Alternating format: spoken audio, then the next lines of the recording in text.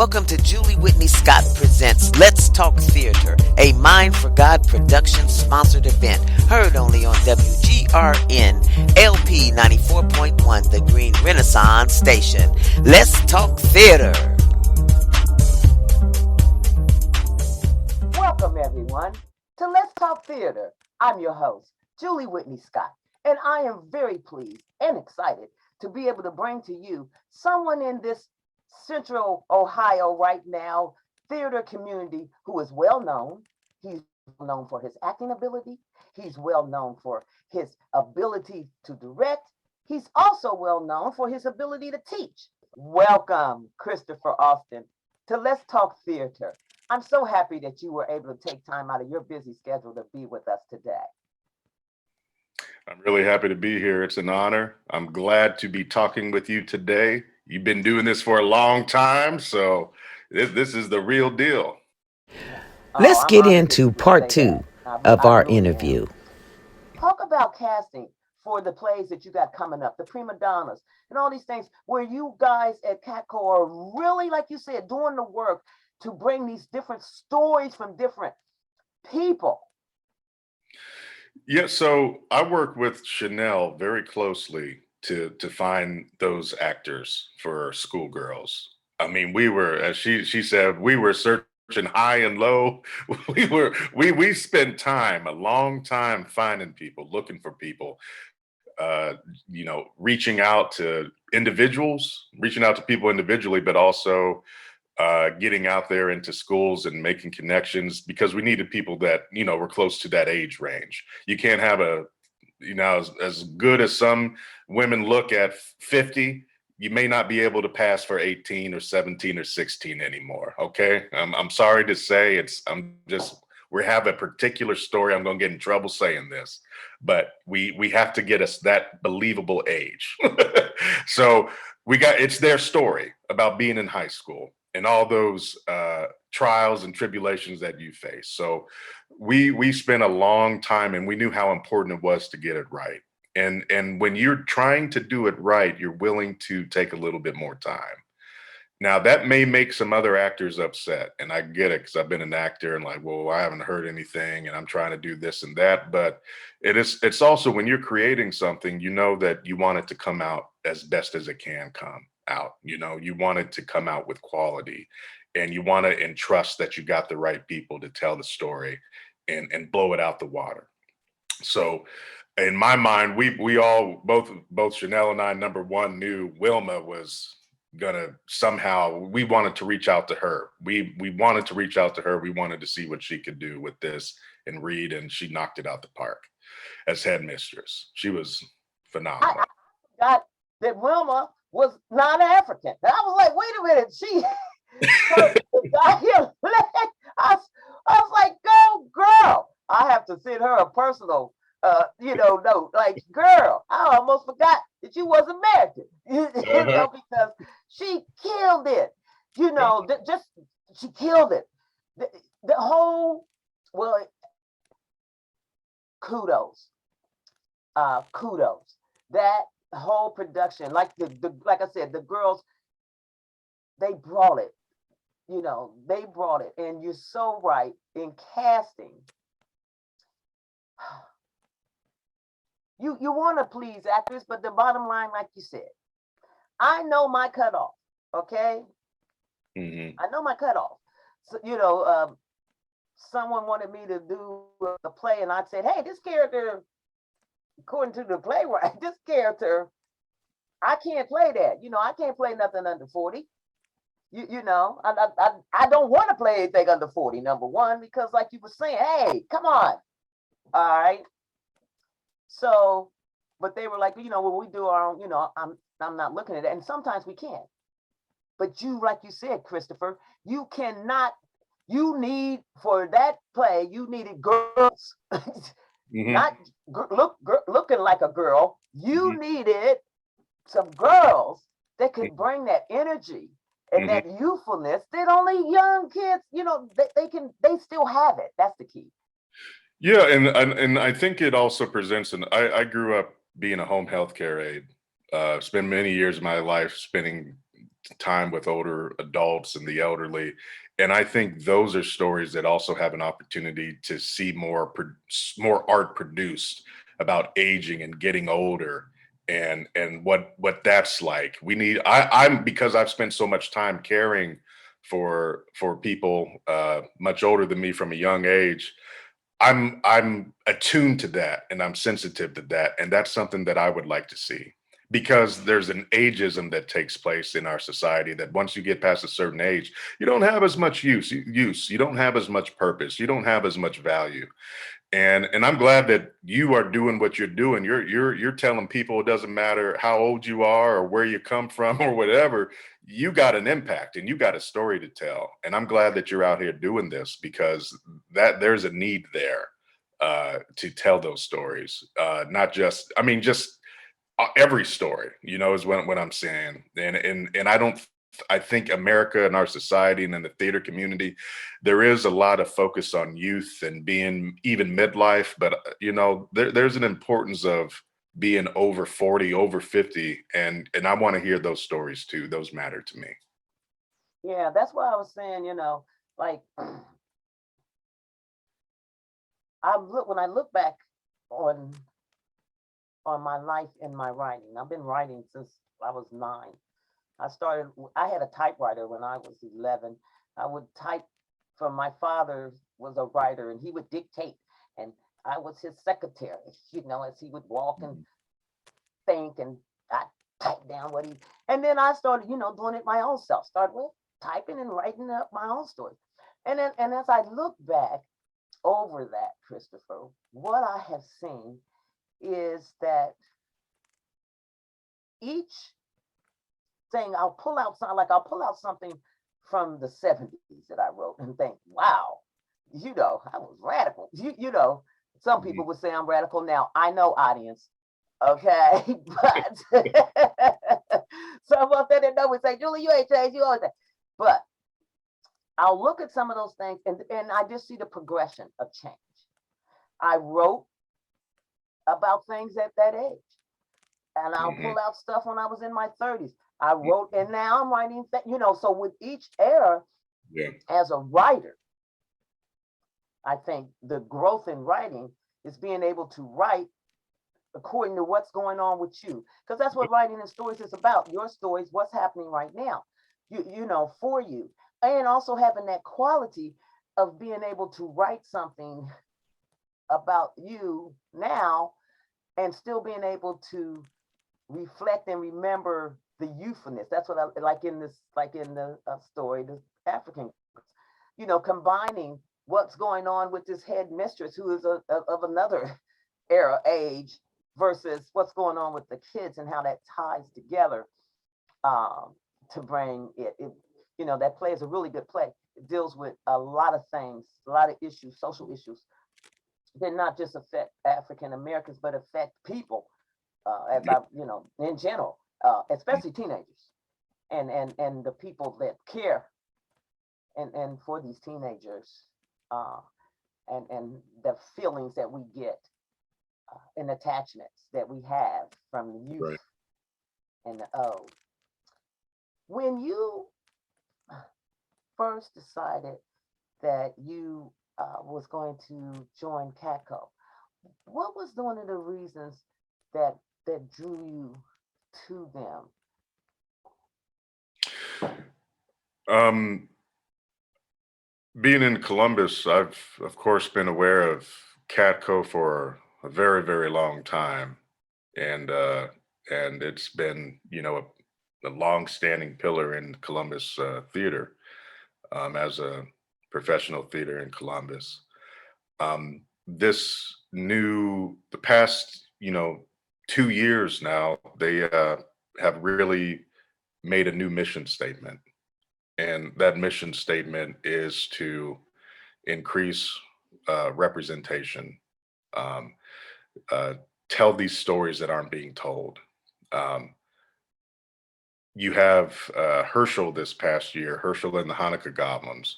It was an all-female cast and one African-American male, which you don't see very often in theater, period, Columbus theater. You don't see that. You don't see that on stage often. That's amazing. That and the director and musical director of that were people of color. People may not know that, but they were, and the casting director was a man of color. This season is opening doors, and I'm very passionate about that vision. And even for Herschel, I extended additional auditions so we could keep finding people to help tell this story, because we want a different representation on the stage. So again, it's possible, but what are you willing to do? It's what's possible, but what's the work you're willing to do? And I really appreciated that about CATCO, because it isn't just like something we can put on a program and say, hey, our donors like this idea, but it's something that you actually are living out, and it's a breathing, living thing, and people are doing the work, and they're having the conversations, and they're getting out there into the community. So that's how you know it's real, because the fruits are the evidence of the work. And I that's what drew me to it, is and I knew that from their online season, when all the theater was virtual. And what was that, 2020, 2021? Everything was virtual, and CATCO was everybody was virtual. I was able to do some virtual productions with CATCO, and they opened their before they even started their first season, they had done something with the King Arts Complex, presenting stories for an anti-racist tomorrow. And I was able to play a father talking to his daughter about playing with guns. It's called Water Gun Song.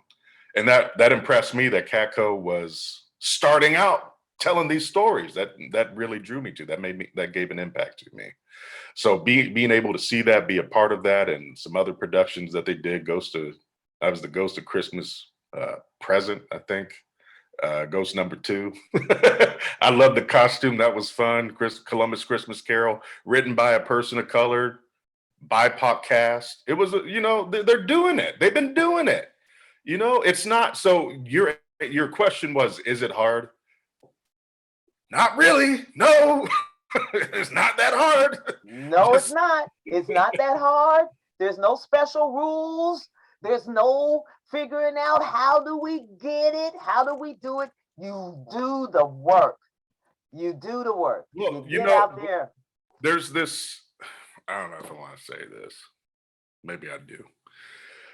Sometimes when you're dealing with theater, you kind of get, I'm trying to choose my words carefully here, but I just got to say it the way it is, the way I see it in my mind.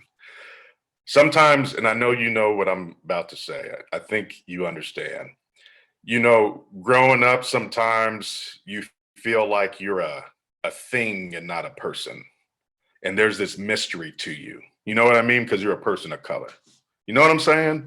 You're this person of color, and so you're not seen as a person, but like a thing. And oh, your hair, let me touch it. I can't tell you how many times people in school like, let me touch your hair, and where they're poking and prodding at you like you're a thing, not a. You're so pretty. So yeah, you're wow. How did you? Oh, look at your.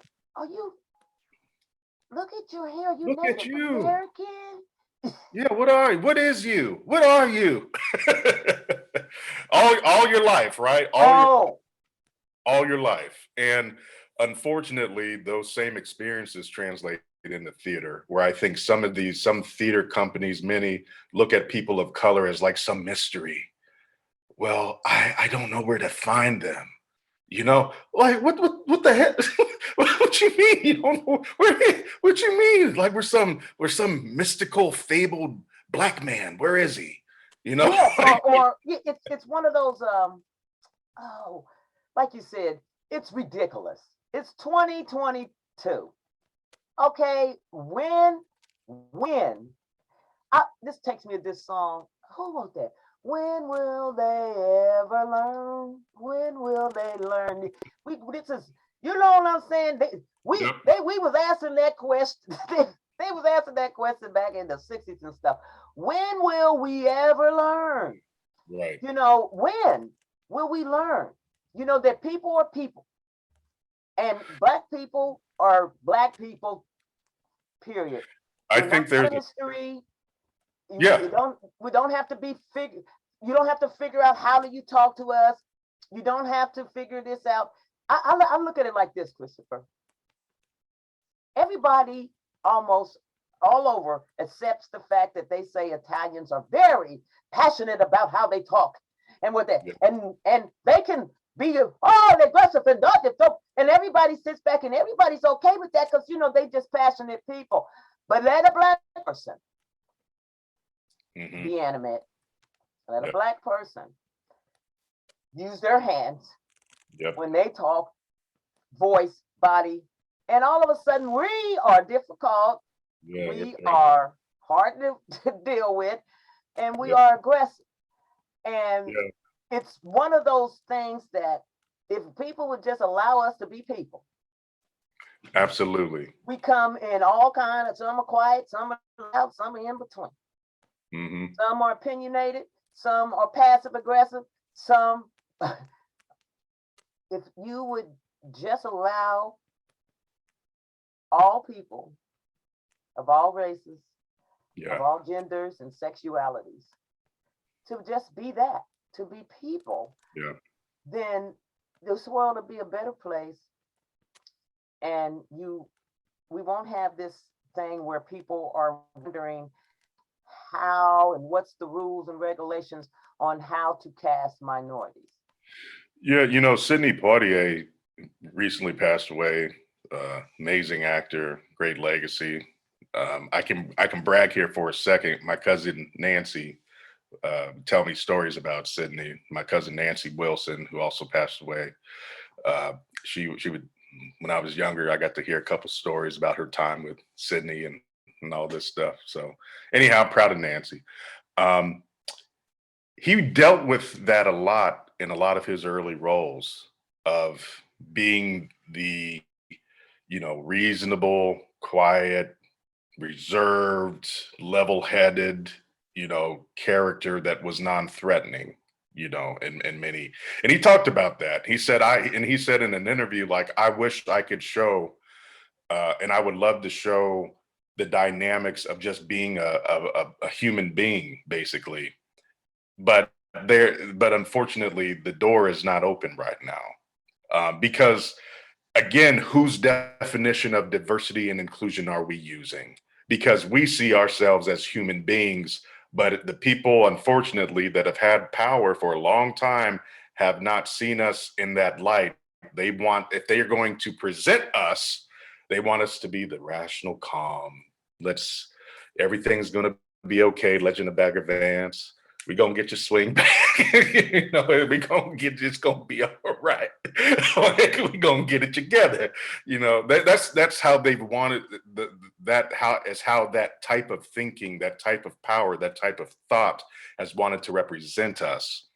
And I'm thankful for the people that have gone before us that endured such BS and racism and being seen as less than and inhuman, because they did open the doors for us to get to good times and all, and the Jeffersons and Fresh Prince and Denzel and Jamie Foxx and Morgan Freeman, And Chadwick, and us.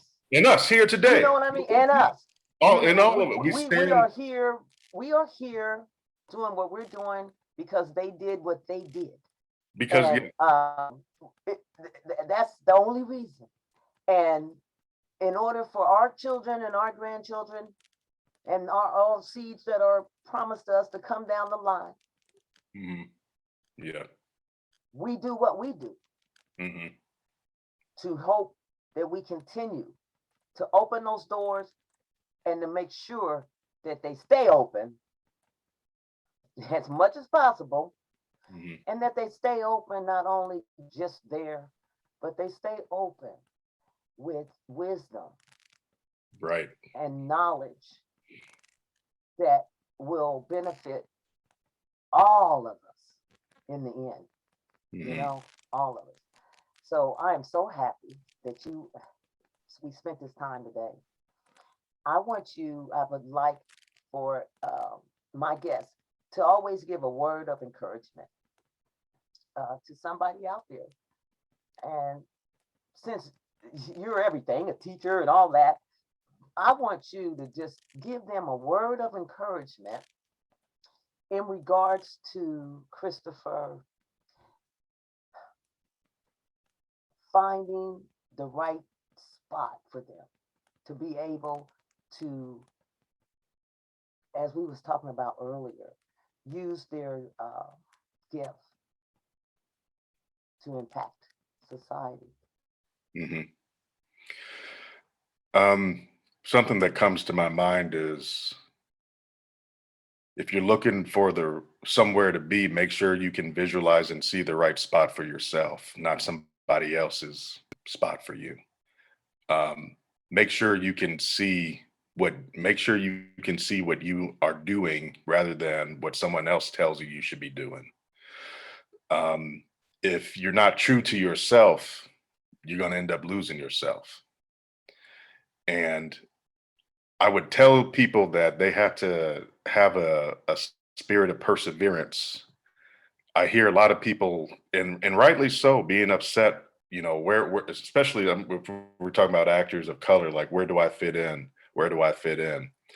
And I will tell you that me personally, I have never allowed myself to be put in a box or feel obligated to take on a certain role or behave a certain way or do anything that I didn't feel was going to be the most impactful.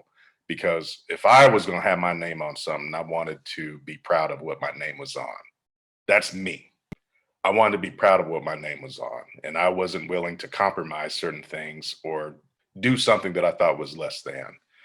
And I also wanted to make sure that the person I was representing was seen as a three-dimensional human being with feelings and thoughts and the whole array of a spectrum, because I thought, well, that's my way of contributing to the conversation that men of color have feelings rather than just being stone cold and angry all the time. So know who you are and don't be afraid to go after it, even if it means you miss out on something else. So I'm gonna tell this story real quick because I love this story.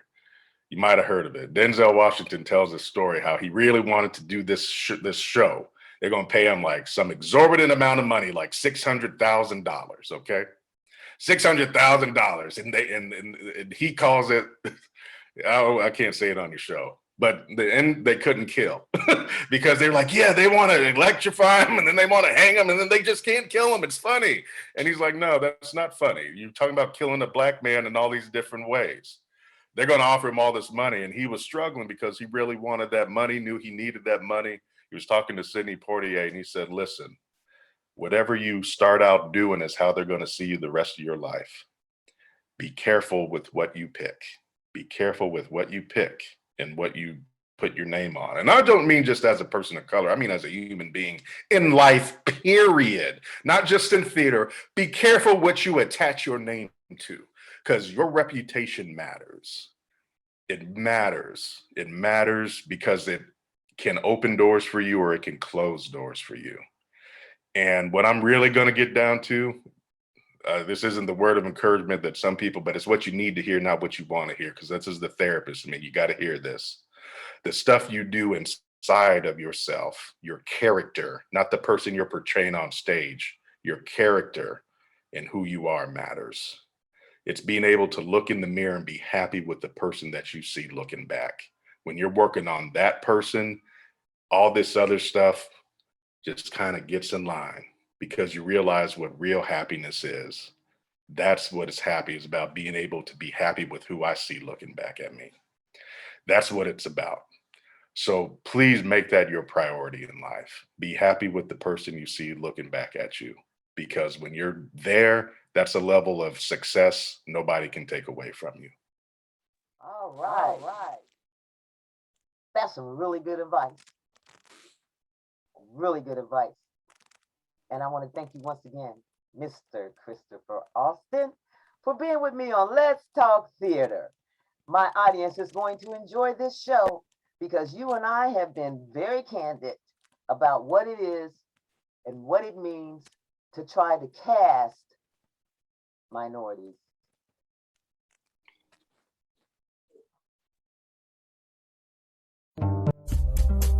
Thank you for joining me, Julie Whitney Scott, your producer and host of Let's Talk Theater, a Mind for God production sponsored event, heard only on WGRN LP 94.1. For the full video interview, go to my Julie Whitney Scott Facebook page.